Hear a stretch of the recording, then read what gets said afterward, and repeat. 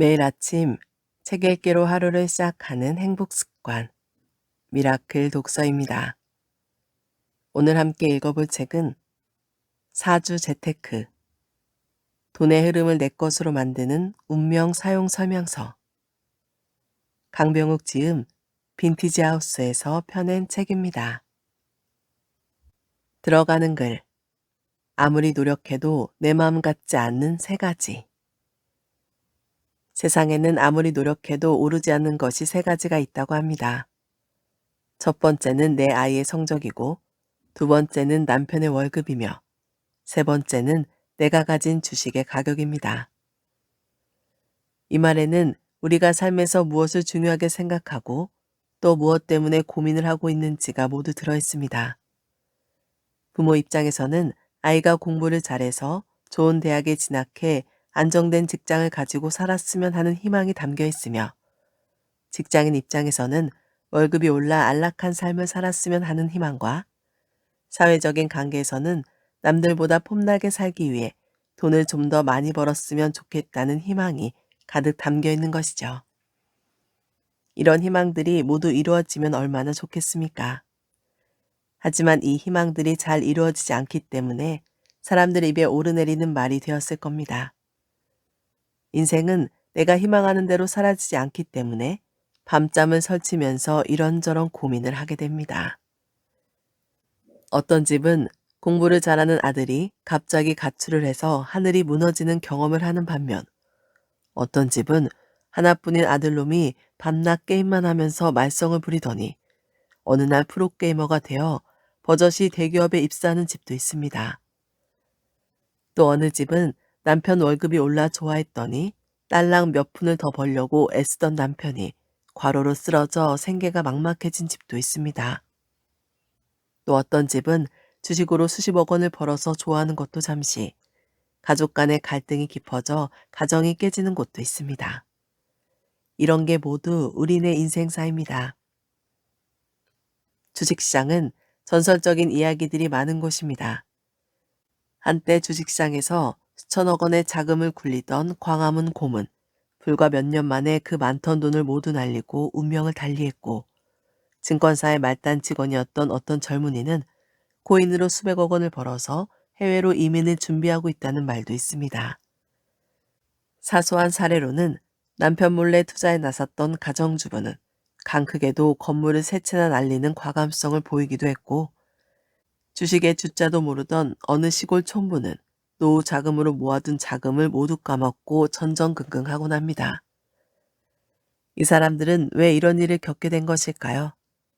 같은 날, 같은 가격에 삼성전자를 샀는데 어떤 사람은 수익을 보고 다른 사람은 오히려 손해를 보는 것은 무슨 조화일까요? 분명 우리 삶에는 우리가 이해하지 못하는 운명이라는 것이 있는 것은 아닐까요? 그래서 어떤 이는 연초마다 점집으로, 또 다른 이는 철학관으로 가서 새해 운세를 묻곤 합니다. 그때 듣는 말들은 한편으로는 위로의 말이 되기도 하고 또 한편으로는 불안함의 이유가 되기도 합니다. 그런데 나를 상담해주는 그 사람들은 도대체 어떤 근거로 내게 이런 말 저런 말을 해주는 걸까요? 만약 그 근거가 있다면 그것을 스스로 알 수 없을까요? 동서고금을 막론하고 돈을 싫어하는 사람은 없습니다.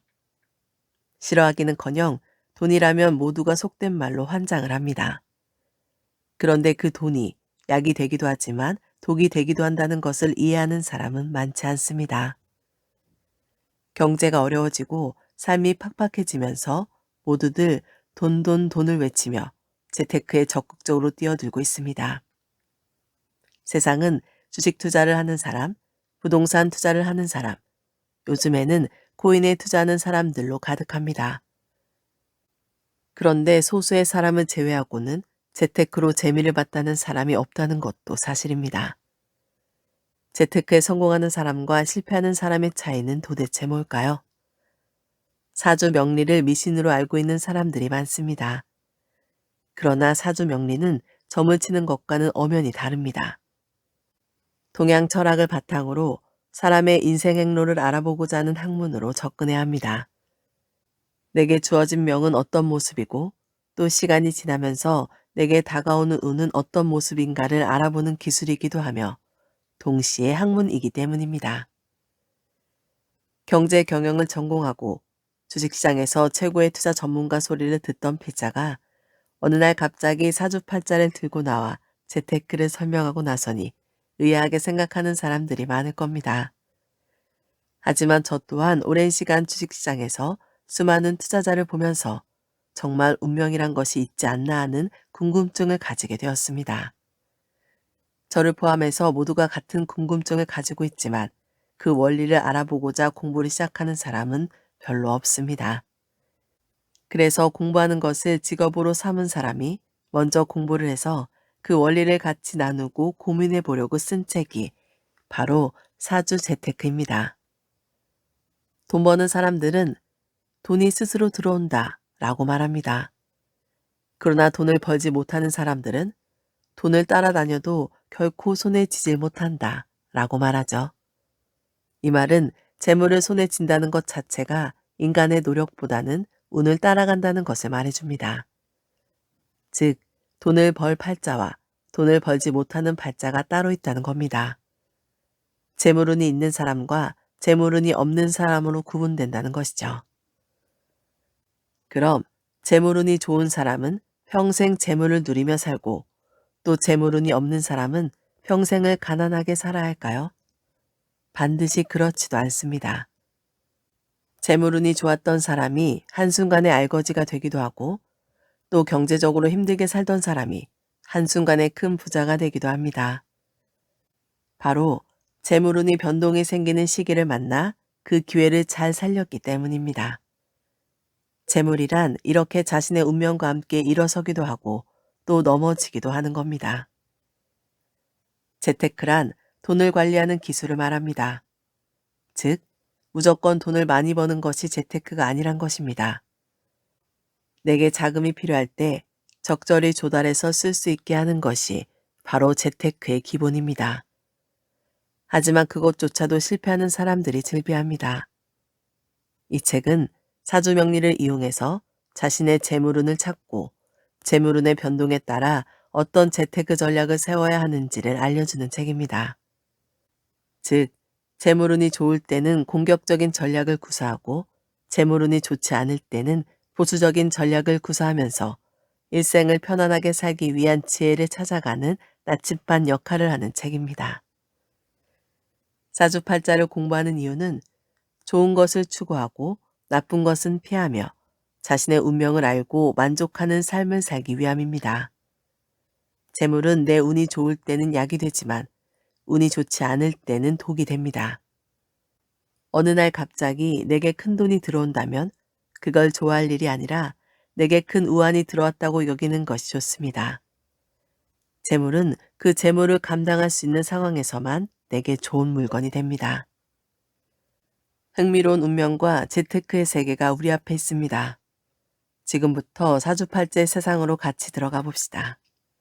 나에게는 재물운이 있는지, 나는 어느 정도의 재물을 담을 수 있는 그릇인지를 먼저 알아봅시다.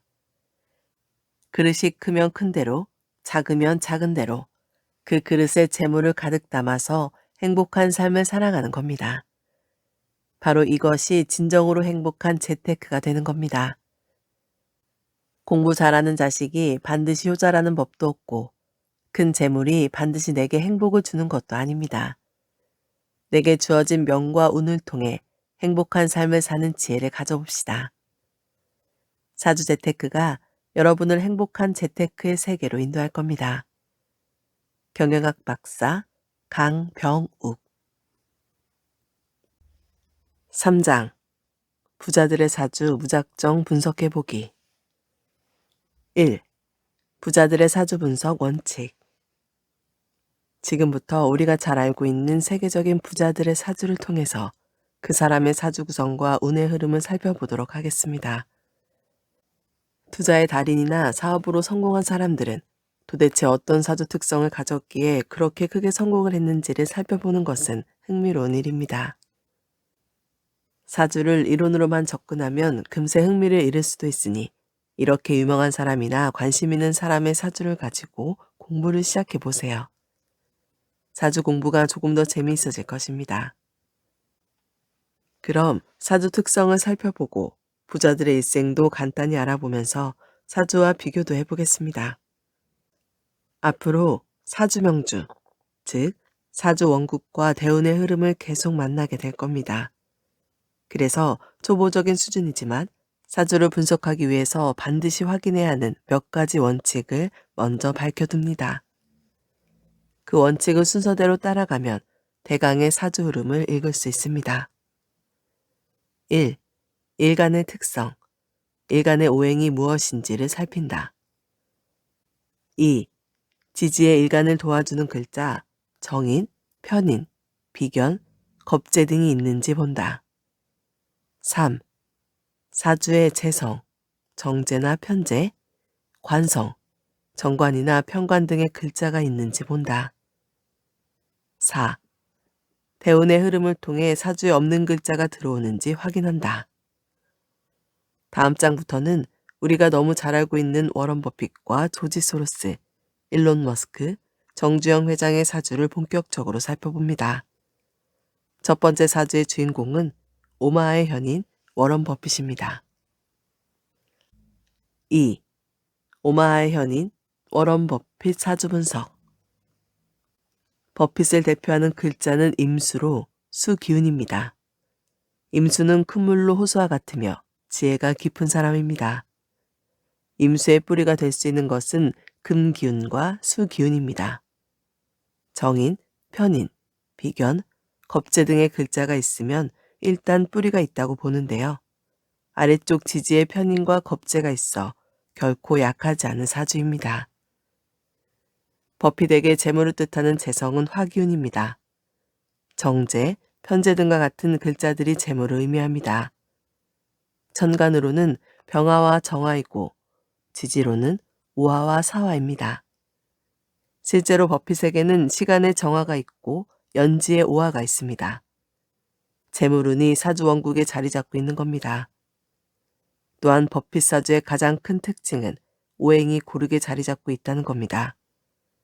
앞으로 사주 원국을 보면 알게 되겠지만 버핏과 같이 오행이 고르게 자리 잡고 있는 사주는 생각보다 드뭅니다. 이런 경우 사주가 중화를 이루었다고 하고 아주 좋은 것으로 해석합니다.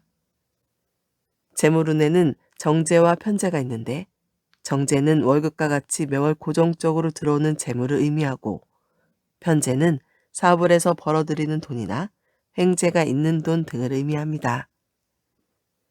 버핏에게는 재물 중에서도 정제, 즉 횡재로 얻는 재물이 아니라 정기적이고 안정적으로 돈이 들어오는 재물은 있습니다. 버핏의 버크셔 해서웨이는 1967년 내셔널 인더니티를 인수해 본격적으로 보험업을 시작합니다. 이를 통해서 버핏은 안정적으로 주식을 운용하면서 500억 달러, 우리 돈으로 약 60조 원의 재산을 축적할 수 있었습니다. 버핏은 늙어서까지 재물을 잘 지킬 수 있는 운으로 흘러갑니다. 버핏의 사주에서 알 수 있는 것은 재물을 견딜 수 있는 신강한 사주이고 재물운을 크게 다치게 하는 대운이 없으며 횡재수가 없더라도 꾸준히 큰 재물을 거둘 수 있다는 겁니다.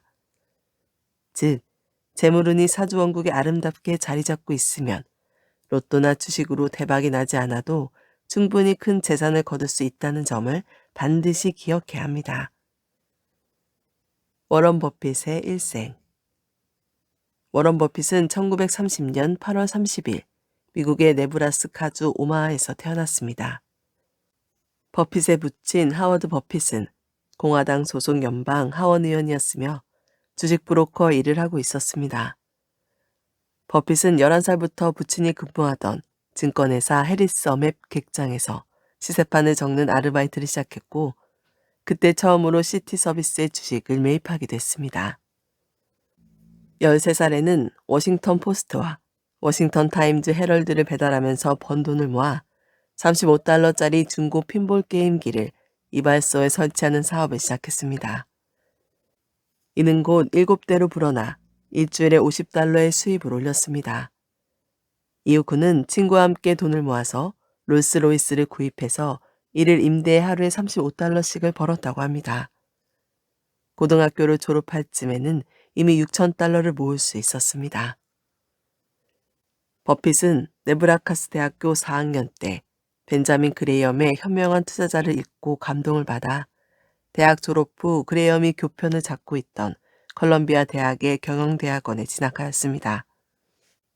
컬럼비아 대학 경영대학원을 졸업한 버핏은 고향인 오마하로 돌아와 아버지가 근무하던 증권회사에 잠시 근무했지만 이후 스승인 그레이엄의 권유에 따라 1954년 그레이엄 뉴먼에 입사하게 됩니다.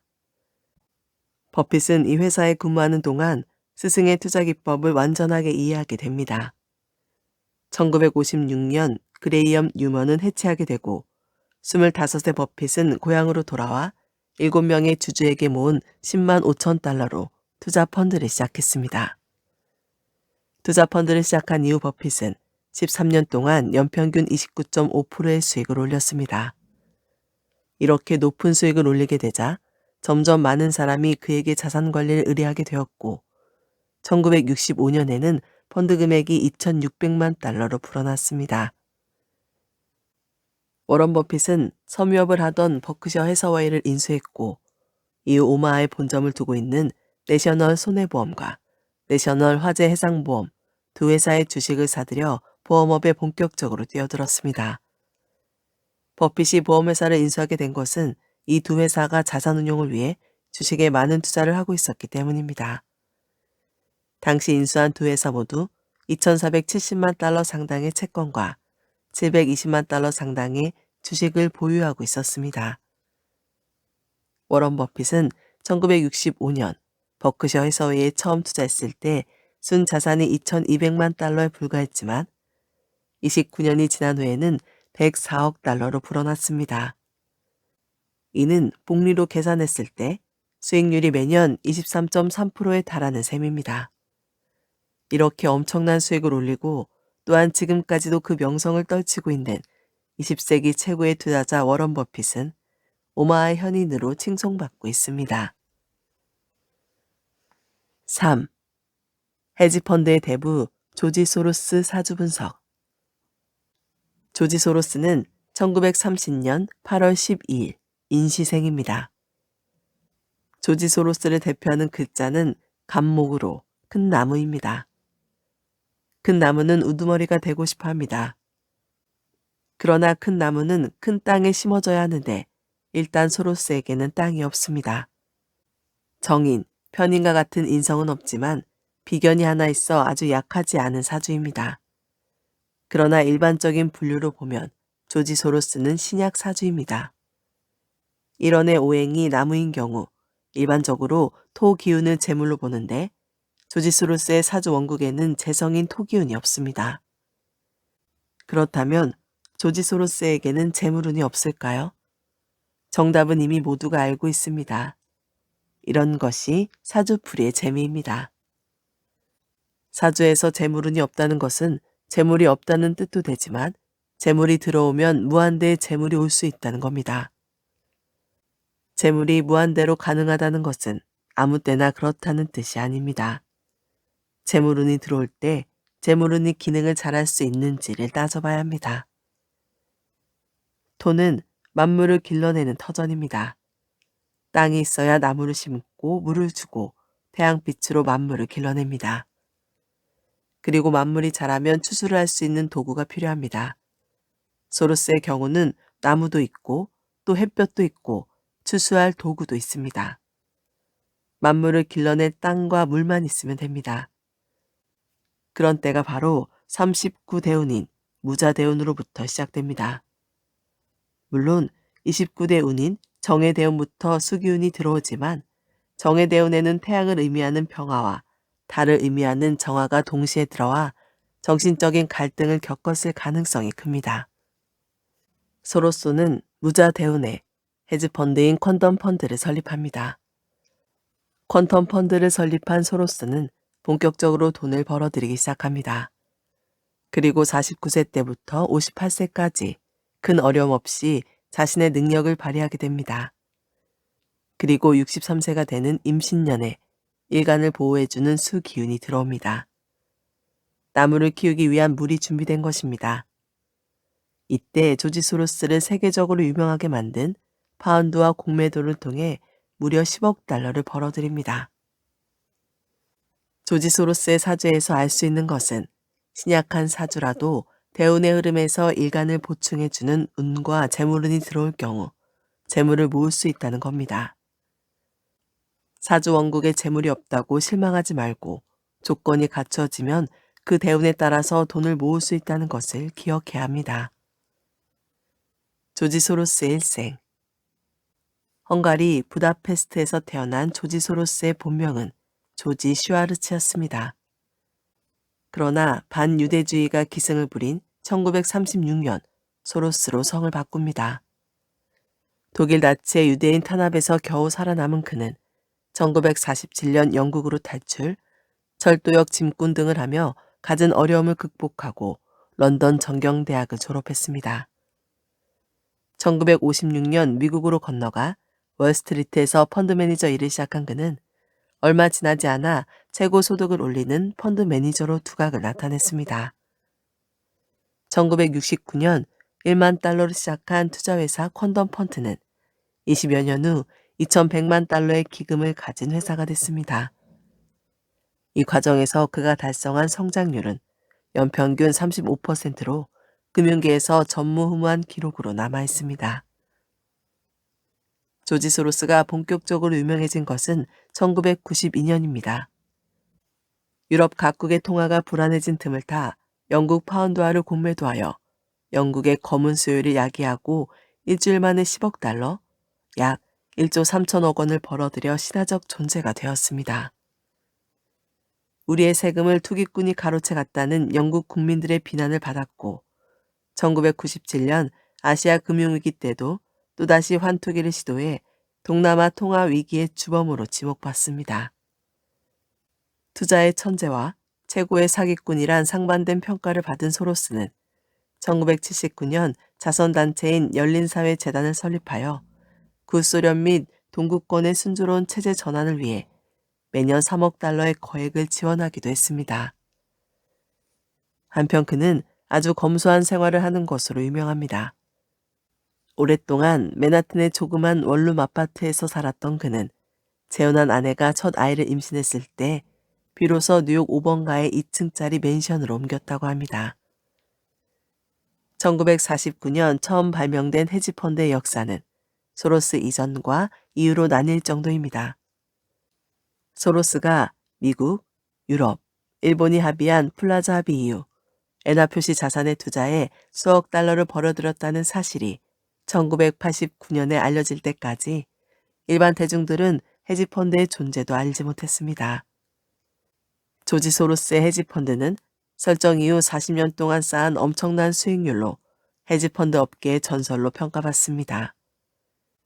하지만 지난 2000년 퀀덤 펀드가 첨단 기술주에 발이 묶여 50억 달러를 순식간에 날리자 그는 헤지펀드 시대는 갔다고 공식 선언을 합니다.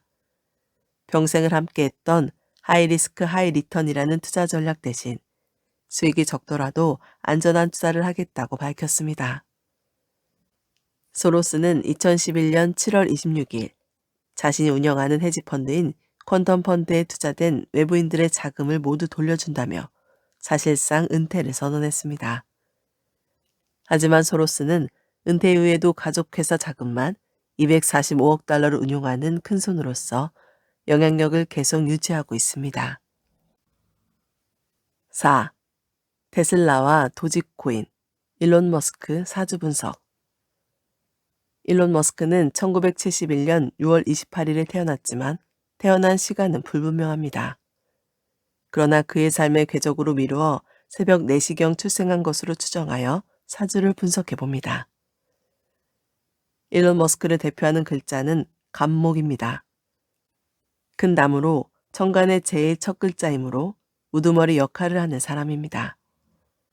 천간의 정관인 신금과 지지의 편관인 신금이 자리 잡고 있지만 갑목의 재물을 의미하는 토와 관련된 재성은 없는 무재사주입니다. 무재사주의 경우 재물운이 올 때 한해서 재물을 모을 수 있는데 경우에 따라서는 무한대의 재물을 모을 수 있습니다. 감목은 넓은 땅에 심어져야 하고 나무가 자라기 위해서는 물이 필요하며 또한 나무가 꽃을 피우기 위해서는 햇볕이 있어야 합니다. 일론 머스크는 천간에 수기운과 토기운이 없어 이를 보충하는 것이 필요합니다. 특히 수기운의 경우 자신의 나라를 떠나 다른 나라로 갈 경우 물을 보충할 수 있다는 점도 미리 알아두시기 바랍니다. 결국 일론 머스크는 자신에게 없는 오행인 토기운이 왔을 때 재물을 극적으로 모을 수 있는 사주입니다. 그러나 보이지 않는 재물은 항상 존재합니다. 두 개의 간목이 기토를 끌어와 재물로 쓸 수 있으며 지지의 인호술로 삼합을 이룰 때도 재물이 생기게 되니 보이지 않는 재물은 항상 존재하고 있어 돈 걱정은 없는 사주입니다. 일론 머스크의 대운의 흐름을 보면 어릴 때 수대운이 와서 나무를 잘 자라게 하니 공부는 나름 잘할 수 있는 여건이 만들어졌습니다. 이 시기 머스크는 남아프리카 공화국에서 캐나다로 이민을 가서 온타리오 퀸즈 대학에서 물리학을 전공하다 미국 펜실베니아 대학으로 편입해서 졸업한 이후 와튼스쿨에서 경제학을 부전공으로 이수해 물리학과 경제학 복수 전공자가 됩니다. 17세부터 26세까지 지지의 재물운이 오고 이후 47세부터 66세까지 재물운이 이어지는 사주인데 25세가 되는 1995년에 집투 창업을 시작으로 엑스닷컴을 설립 후 매각해서 약 2천억 원대 억만장자가 됩니다. 그리고 경인 대운인 2008년 지지가 인호술로 병화가 떠오르면서 사주가 극적으로 밝아져 스페이스X 팰컨 4차 발사가 성공하면서 나사와의 대규모 투자 유치에 성공하고 2012년 테슬라 로드스터를 성공적으로 출시한 후 모델 S, 모델 X, 모델 3 라인업 출시가 성공하면서 폭발적인 성장을 합니다. 47세 기축대운은 기토가 나의 경쟁자인 월간의 간목을 앞에서 없애주므로 경쟁자가 사라져 머스크의 독주가 가능하게 하는 대운입니다. 이때 일론 머스크는 승승장구를 이어가고 있습니다. 이런 재물운은 66세까지 이어지지만 감히 예측해보면 57세 이후에는 재물운이 온 것은 분명하지만 그 재물이 탁해지게 되면 오히려 재물의 고통을 받을 수 있다는 점에 주의해야 하는 사주입니다. 일론 머스크의 일생. 일론 머스크는 1971년 6월 28일 남아프리카 공화국 프리토리아에서 엔지니어인 아버지와 모델인 어머니 사이에서 이남일녀 중 장남으로 태어났습니다. 남아공의 인종분리 정책인 아파르트헤이트 시절 남아공의 백인들은 대부분 재산이 많아 어린 시절 부유한 환경에서 자라났습니다. 머스크의 청소년 시절 남아공은 징병제를 시행했었는데 병역에 대한 부담도 있고 인종차별 정책에 대한 염증도 있는 상황에서 17세에 캐나다로 이민을 합니다. 이후 퀸즈 대학에 입학한 후 미국 펜실베니아 대학과 와튼스쿨에서 학업을 마칩니다. 대학을 마치고 1995년 집투 창업을 시작으로 엑스닷컴을 거쳐 페이팔로 사명을 변경하여 매각하면서 큰 돈을 벌게 됩니다. 이후 머스크의 화성 프로젝트인 스페이스X를 창업해서 프로젝트를 진행 중이고 전기차 회사 테슬라를 설립해서 성공시키는 등 승승장구를 했습니다. 일론 머스크는 재산의 변동이 크긴 하지만 순자산이 약 3천억 달러, 355조 원에 달할 것으로 추산하고 있습니다. 코로나19 팬데믹이 진행되는 동안 비트코인은 물론 도지코인으로 큰 돈을 벌면서 사람들의 입에 오르내리고 있습니다. 5. 현대그룹 창업자 정주영 사주분석. 정주영 회장은 경금 일원으로 지지의 비견과 정인을 지니고 있어 신강한 사주입니다. 특히 사주의 오행 5글자를 모두 갖추고 있습니다. 이럴 때는 운이 오는 그대로 받아들이면 됩니다. 사지원국 연주에 목기운 재성이 전강과 지지에 튼튼하게 자리 잡고 있습니다. 특히 연주는 국가 자리에 있으므로 재물이 국가와 관련된 일이나 대기업과 관련된 것으로 볼 수 있습니다. 그리고 목기운이 대운에 들어오는 을류 정제 대운에서 미국상을 시작합니다. 그리고 갑신대운은 큰 건물을 뜻하는 갑목편제대운에 현대자동차를 시작하고 곧이어 현대건설을 시작합니다. 그리고 기묘대운 임신년에 본인에게 부족한 수대원이 오면서 국회의원이 되었습니다. 그러나 나중에 자세히 살펴보겠지만 사주에 있는 글자들끼리 서로 부딪히는 것을 층이라고 하고 대부분의 경우 이때 사주의 근간을 흔드는 일이 생깁니다. 1993년 개유년에 이르러 모유증이 발생해서 대통령 선거에서 낙선합니다. 그리고 무인대운 신사년에 인신충과 모유충으로 사주의 근간이 흔들리면서 사망합니다. 정주영 회장의 사주에서 주목할 것은 목기운이 재성인데 우연히도 건설업을 통해서 재물을 얻은 겁니다. 또한 사주에 부족한 오행인 토기운으로 토건 사업도 벌렸다는 겁니다. 이렇듯 사주를 자세히 분석해보면 당사자가 어떤 직업으로 돈을 벌 수 있는지도 짐작이 가능하다는 겁니다. 그러나 그런 경지에까지 이르기 위해서는 부단히 노력해야 하므로 초급 수준에서는 다루지 않기로 하겠습니다. 정주영 회장의 일생. 정주영 회장은 1915년 강원도 통천군 아산마을에서 6남 2녀 중 장남으로 태어났습니다. 1930년 송전 소학교를 졸업했으나 가난 때문에 상급 학교에 진학하지 못하고 아버지의 농사를 도왔습니다. 가난에서 벗어나려고 여러 차례 가출을 반복한 끝에 1937년 9월에 경일상해라는 미국상을 시작합니다. 1940년 서울에서 가장 큰 경성 서비스 공장의 직공으로 일하던 이일학의 소개로 아도 서비스라는 자동차 수리 공장을 인수하게 됩니다. 그 뒤 1946년 4월 현대자동차 공업사를 설립했고 1947년 5월에는 현대토건사를 설립하면서 건설업을 시작합니다. 1950년 1월 현대토건사와 현대자동차 공업사를 합병, 현대그룹의 모체가 된 현대건설 주식회사를 설립하여 1971년 현대그룹 회장에 취임합니다. 1987년 명예회장으로서 경영 일선에서 물러난 정주영은 1992년 통일국민당을 창당하여 대표 최고위원이 되었으며 제14대 국회의원 선거에서 전국구 의원으로 당선됩니다. 같은 해 12월 제14대 대통령 선거에 통일국민당 대통령 후보로 출마하지만 낙선을 합니다. 1993년 통일국민당 대표 최고위원직을 사임, 현대그룹 명예회장으로 돌아갑니다. 2000년 5월 명예회장직을 사퇴하고 2001년 폐렴으로 인한 급성 호흡부전증으로 사망합니다. 여기까지 부자들의 사주 무작정 분석해 보기였고요. 오늘 미라클 독서는 여기까지 읽도록 하겠습니다. 오늘도 함께 해주셔서 감사합니다.